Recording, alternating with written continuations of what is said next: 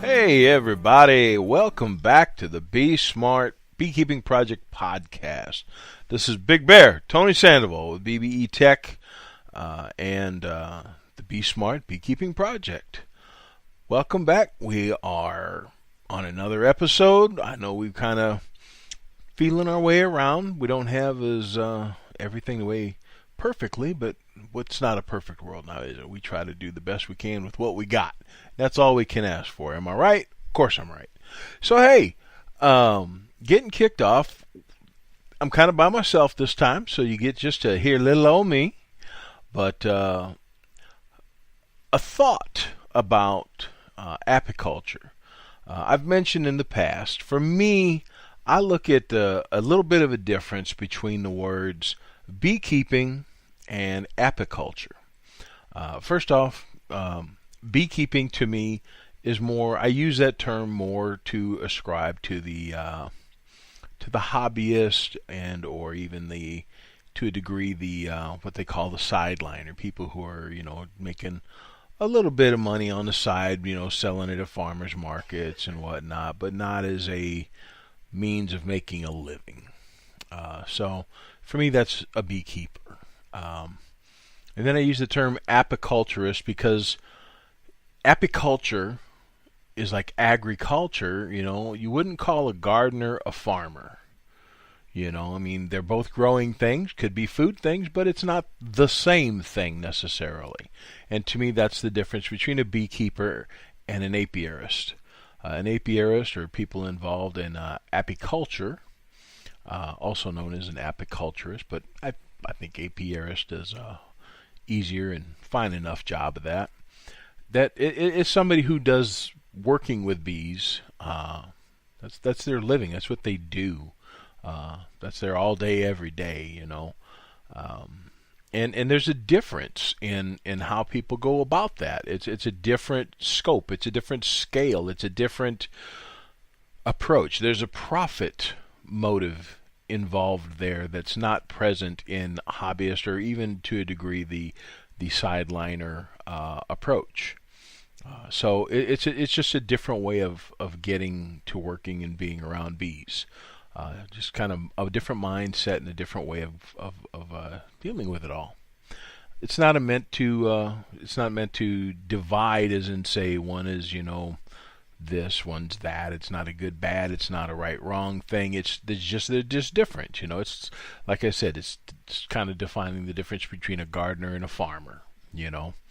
At least the way I look at it, the way I use the term. So it's different how people do things. A little different approach. But anyways, so based on that, I am an apiarist. I do this for a living. I work with people to help their beekeeping, and more than beekeeping as a hobby or sideline, but I tend to probably work more with sideliners and people who are going to get into apiculture as a career, as a field, whether it be commercial beekeeping where there's a heavy emphasis on pollination, or whether it's going to be as a producer, or a combination of all of those. There's different ways to go about that, and the market is ever adaptive, ever growing and expanding in different ways, new ways. And so most of my efforts are spent in working in apiculture, the profession or career of working with bees. That's what I do. And that's what I work towards. So I'm also an instructor at a local community college. I teach beekeeping in general. Anybody who wants to be it hobbyist, sideliner, apiculture, whatever. It's a good start. It's a good, classes. Everybody has to know the basics. Everybody has to know, the common knowledge of bees and beekeeping and everything. And so it's a good, good place to get everybody started on the right track,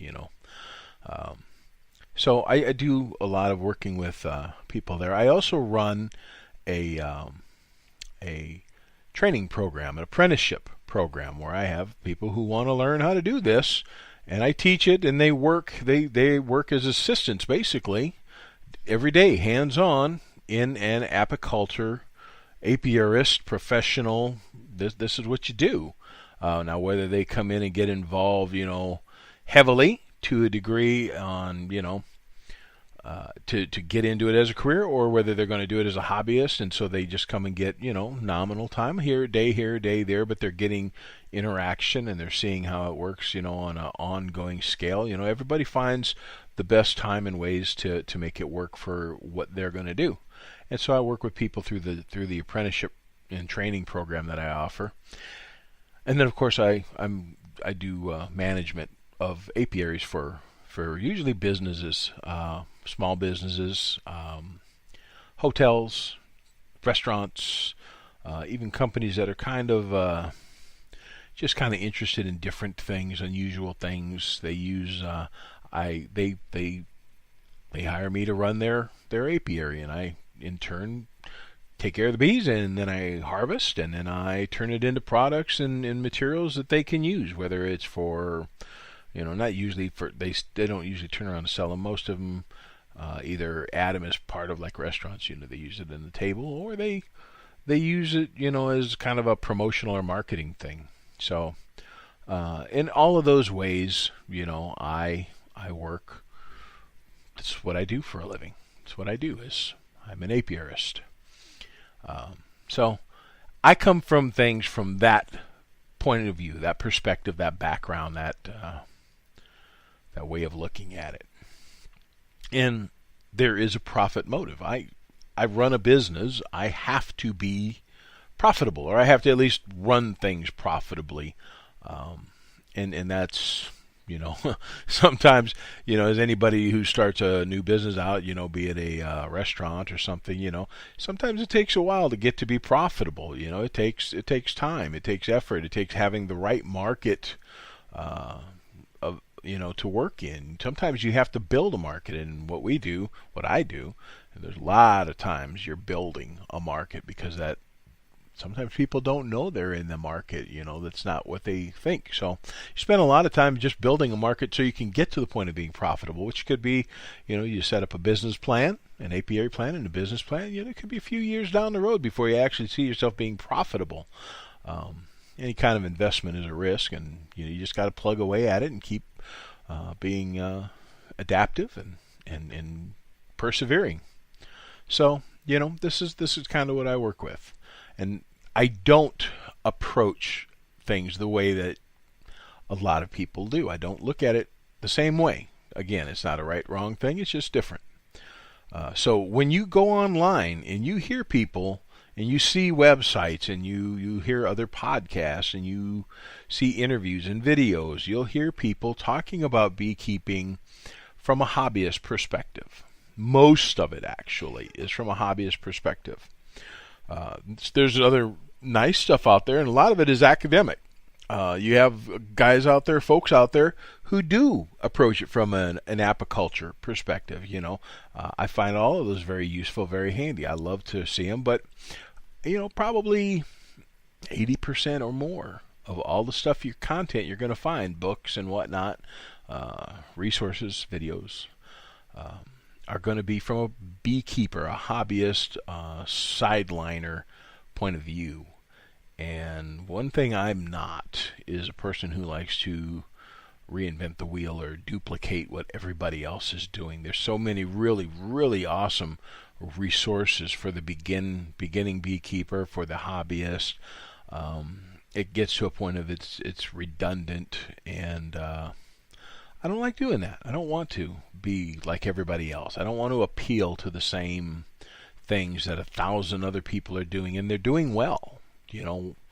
Why? I'd rather push what's already out there and see people who are putting good work out there, and I'd rather make that available and encourage them to keep up that good work towards the people that and the target audience they're trying to reach.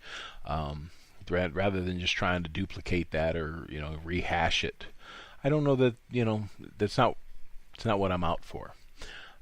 My goal is to help mostly people be successful in again that apicultural area. So you just kind of give you a little more background of, you hear me in the talking with the Beehooligans, and you hear, you see a lot of that stuff you've read, maybe some of the posts and articles I've written. That's mostly where I come out of, that point of view. I really like to hear other people's experiences. That's why I like to have the Beehooligans on every chance I get. Yappy and JP and Shawi, Debbie, Anthony. We get so many really cool people. We get our special guests, It's always really nice to hear all the different experiences people have, different ways of going about it, ways of approaching working with bees and being, like I said, everything from a hobbyist to a sideliner to a commercial to just general apiculture. It's just so awesome. I love to hear how people do that. So I like to let them talk, and I like to let them share what they have to share, their stories, their experiences, their ideas. It's really cool. So that's part of what this podcast is about. It's about getting information out there. Hopefully, if we can inform you, maybe we can at least entertain you, or heck, if I'm lucky, we can do both. We can entertain and inform. But we're out to, help people be successful is really, if we get one good piece of information out there each time, by golly, that's a win. We had a little bit of fun doing it, So that's a big part of it. This year, 2018, we're starting off. My gosh, it's already 2018. Hey, it's going to be a fun year. It's going to be a very exciting year. I'm already getting ready to start on some new projects with some new clients that I'm going to be working with this year. And they range from hobbyists to small businesses to working on a new one. Fellas looking at starting up a big production. It's going to be a big one. I haven't worked on one this size in a number of years, so it's going to be a lot of fun doing that one if that one pulls together. It's going to be nice.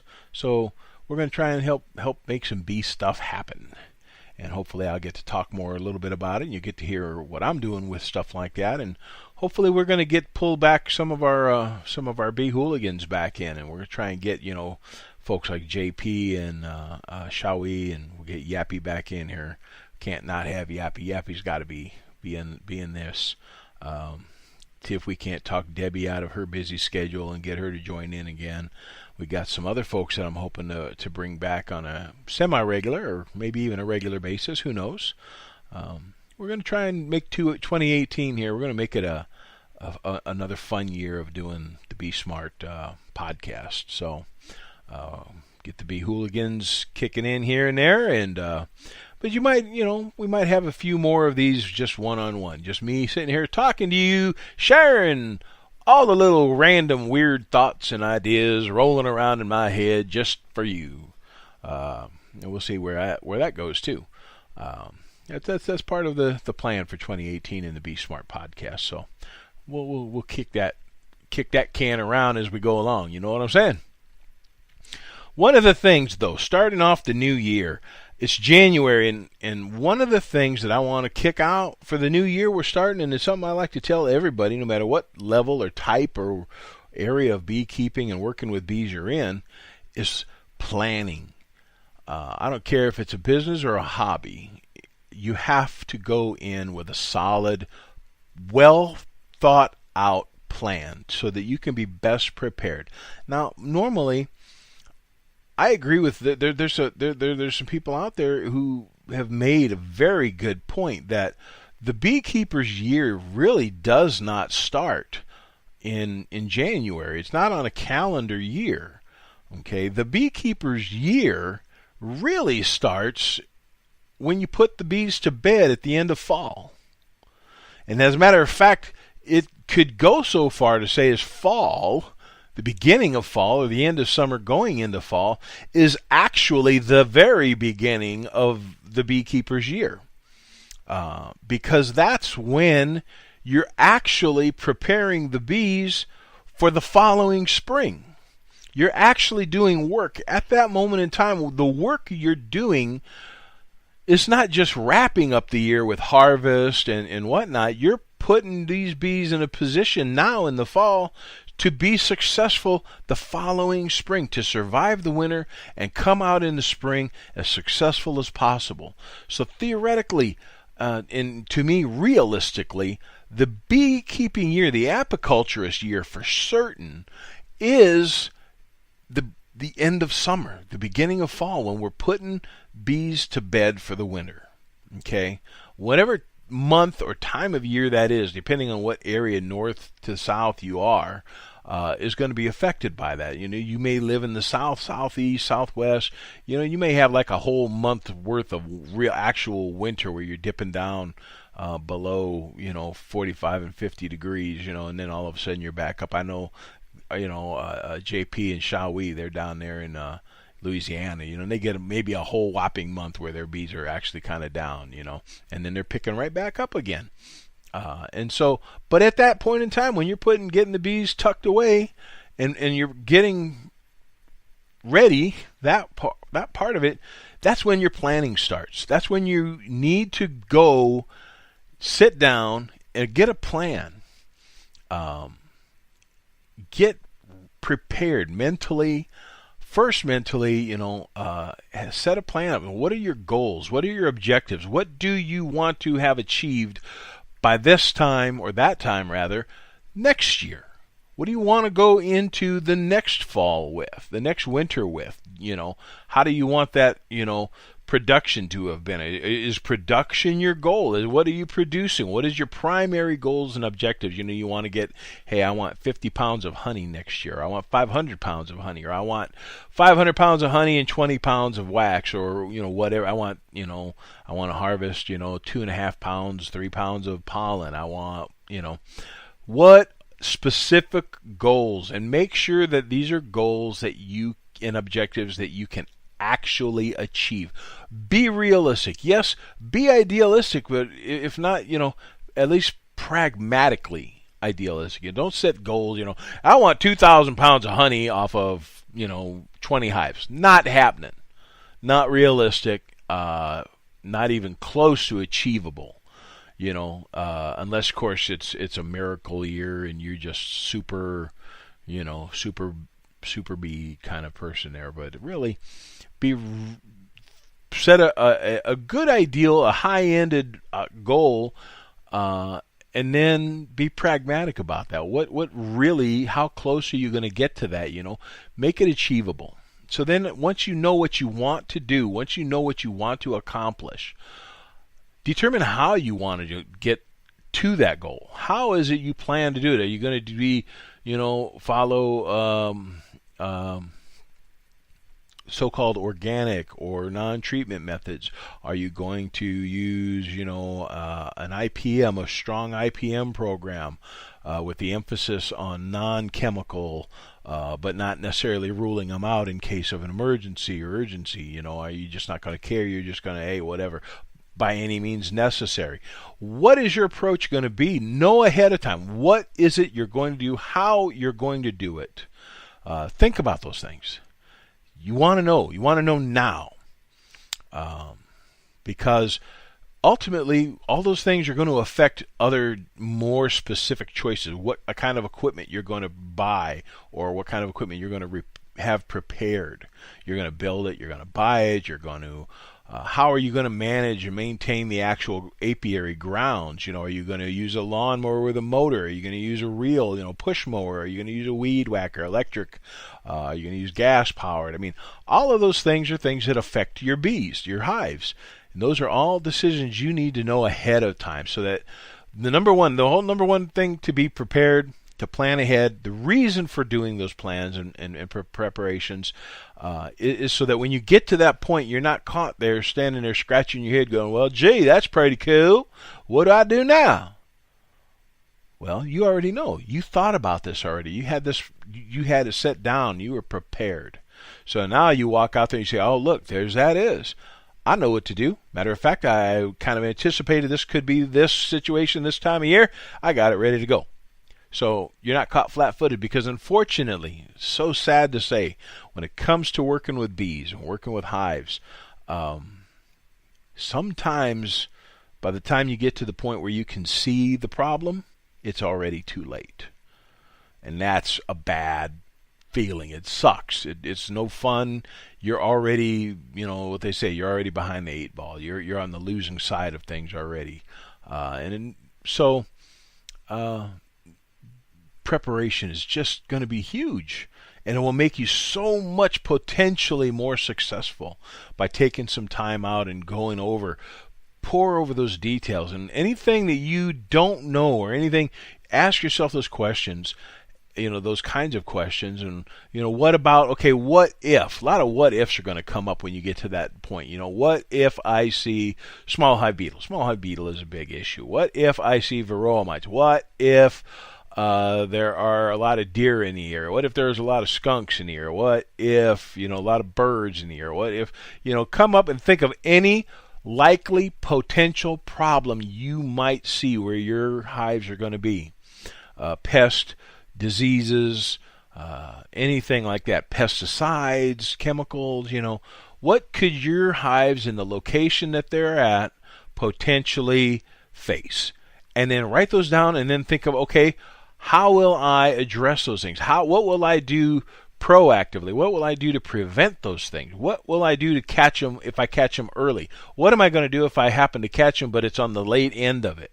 Well, have those things prepped, thought about, laid out. So now those things are going to affect, again, those are going to affect your buying and preparation decisions. Oh, well, I know that I'm going to have a lot of skunks in my area and raccoons and things like that like to mess with hives, so I'm going to make sure I do set my hives up with these things, and make sure you buy those things. Make sure you have them ready to go. And I'm sorry, rule number 1, I have Big Bear's rules, okay? Rule number 1 is bees are crazy. Everybody knows Big Bear's rules. Rule number 1, bees are crazy.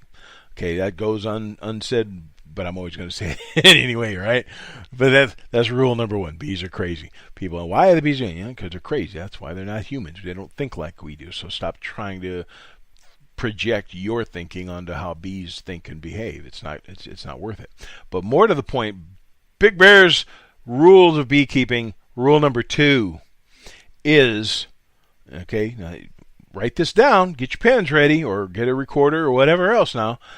The number 2 is just, it's better to have it and not need it than to need it and not have it. Okay? So if you're wondering, hey, should I have, how many boxes for a hive should I have for honey production? I'm just going first year, you go to a lot of places and they'll tell you, well, you buy 2 deeps, you buy 1 or 2 mediums, buy this, buy that, and buy the basic kit and buy this, and and they'll tell you, you don't need this box, you don't need that. You know what? If you really think based on your plan and preparation, what you've been working with, and you really think, it would probably be a good idea just in case even to have that 3rd box, that 3rd deep or whatever it is, get the box. Plan to get the box. You don't let somebody else dissuade you unless it's critical. Don't let them force their beekeeping on you. Just because they may not use it or think of it that way doesn't mean that it's got to necessarily apply the same thing to you. You think you might need another box, better to have it and not need it than to need it and not have it. I'd rather have that 1 extra box, 1 or 2 extra boxes laying around, so that if I happen to have a super year and all of a sudden I'm like, oh man, I'm out of space and I need another box, and I got to hunt around and try to order a box or whatever. Well, I needed a new box last week, man. I'm looking here and I'm already, I'm in a tight spot. I need another box like now. And I don't have a box because I went with somebody else's advice. Who's, you don't need it, blah, blah, blah. No, if you would have thought that you might anticipated having the need for an extra box just in case, then have the extra box, or have the extra piece of equipment, or have the extra whatever. It's better to have it and not need it than to need it and not have it. And bees can force fast decisions on you, especially when it comes to honey production. Bees can, they can surprise you. If there's a good honey, yield going on, man, they can fill them boxes up so fast. You get out there, and all of a sudden you're like, oh man, I didn't anticipate this, or I didn't think it would be this strong of a, honey yield, and I need an extra box, and I needed it last week. Have that box ready. Have it ready to go. Don't let them convince you won't need it. Do what your plans call for. And be, hey, have that extra piece just around, It could come in and save your bacon. Okay, so that's Big Bear's rule number 2. Better to have it, not need it, than to need it and not have it. Okay? And then, of course, arguably I could say that's 3, but to me it's just comes in so handy that I have to make it number 2, because 3 is make a plan. Big Bear's rule 3, always have a plan. Again, that kind of falls into that, have it and not need it, not have it thing, but have a plan, because the more prepared you can possibly be, the better you set yourself up for success. It's that simple. Do you want to be successful working with bees, playing with bees, having fun, and being a hobbyist or whatever? Do you want to be successful? Okay, don't wing it. You spent too much, not just money, think of the time and effort. Think of the personal attention you're putting into this, how much of your own yourself you're putting into this, okay? You're going to invest all of that and not be as best prepared for success as you can? No. You want success. You want your bees to be successful, so you need to be prepared. Have a plan. Have a realistic plan. Have an idealistic plan, but a pragmatic, realistic plan. Something achievable, something you can measure, something you can keep an eye on. I want you to be successful. I really do. And those 3 first rules are going to help you in so many ways to get your year started right, okay? That's just going to be, I find it important every time it comes up, So I don't, in a way I'm kind of OCD about it. I'm like, in a lot of ways, I'm very OCD about it, but I'm like, I start planning. I'm like 3 years ahead. I know what I want to do 3 years from now, and I'm working on plans. So what I do now, I'm actually projecting. I'm saying, okay, if I do this now, and I know what I want 2-3 years from now, I'm starting to set up. It's that long-term planning, strategizing, okay? Thinking ahead. Where do I want to go? And this really applies towards people who are in the business of apiculture, because I'm telling you right now, you need not just an IPM plan and an apiary plan, beekeeping plan. You need a business plan, and that business plan better extend out 4 or 5 years like any other business. Where are you trying to reach to the point of profitability and success in 4 years or 5 years? Be thinking down that road, and then set the goals and objectives so that they build and complement each other, building up to that point of profitability and success in that 4 or 5 years, so that you got something measurable, something you can see that you're getting closer to and you're accomplishing as you go forward. And even if you're not doing it in a business, if you're doing it in a hobby, still try to think, a little bit ahead. Where do I want to go with this, Even if it's just, hey, I'm just taking it as best as I can. Take it at least for the next year, the ending. Where do I want to be this time? The end of end of summer, end of harvest, going into winter. Where do I want to be this time next year? At least have that plan that one season ahead of nothing else, so that you're always, you just want to kind of go with the flow a little bit, and hey, what happens here, what happens there. You don't want to get too far ahead of yourself. I know people that are in situations where, they have to be able to change kind of quickly, and so just even 1 year ahead is going to be so much better than just totally winging it, which unfortunately happens way, way too often. I have beekeeping clients who will take my classes or will hire me to come out and help them out, and first thing I ask them is, "What's your plan? Where's your plan?" And they're like, "What plan?" Well, what do you plan on doing? What do you want to achieve? And they don't have a clue. They just, well, I got this book, and that's about it. I watched a couple videos on YouTube. My eyes can't roll up high enough when I watched a couple of YouTube videos. I'm sorry, that's not preparation. There's some good videos out there. There's some fun ones out there. There's some that will make my eyes roll in my head so high that I can't. I'm about looking out the back of my skull because some of them are really not that great, but they're amusing because it's what, if nothing else, this is what you don't do. There's a lot of them out there too, but really, yeah, think a bit ahead. Prepare, plan, think of success ahead of time. Even as a hobby, have fun with it. Be prepared to have fun with it. Hey, but still, you want to be successful because nobody has fun being, a failure. Nobody has fun, seeing things go downhill, and the possibility, knowing there was a possibility, it could have been prevented with just a little bit of planning and preparation. Nobody likes to have somebody walk up to them and point out, you could have avoided that if. That sucks.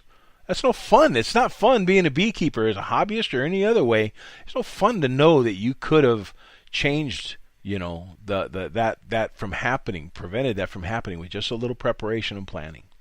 So there's the lecture part of what I'm doing here, and hopefully, we'll have some fun. And that is the end of this podcast episode. By gosh, time flies when we're having fun, isn't it? Big shout out to everybody on that side of the world, my friends in New Zealand and over at Kiwi Mana, banana, and all of that, and in Australia, and you guys are kicking the season up, and you're having a good old time, and I wish you all the best, and I wish you all to have fun, and hopefully, we kick in the next podcast, and I might be able to talk in some of the Beehooligans to stick in here with me, and we'll have some fun and kick some other ideas around.